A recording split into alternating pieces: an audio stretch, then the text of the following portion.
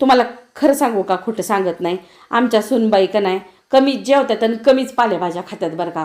कारण त्या आहेत शिकलेल्या आणि हॉस्टेलवर राहायच्या, मग त्याच्यामुळं का नाही त्यांचा आणि पालेभाज्यांचा जरा कमीच संपर्क आलेला आहे.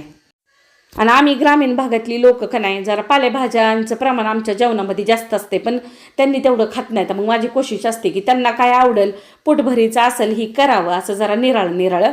मग आमच्या मराठवाड्यात ही प्रकार जरा फेमस आहे बरं का. बेसन घ्यायचं, त्याच्यात चवीनुसार लाल तिखट, मीठ, धनेजिरे पावडर, हळद घालून घट्ट तिंबायचं, अशा शिंगोळ्या करून घ्यायच्या.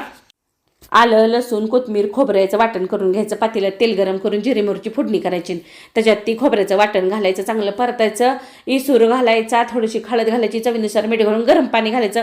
उकळी आल्यावर त्या शिंगोळ्या चांगल्या शिजवून घ्यायच्या. ज्वारीची भाकरी, चपाती, भात कशासोबत बी चांगलं लागते बघा.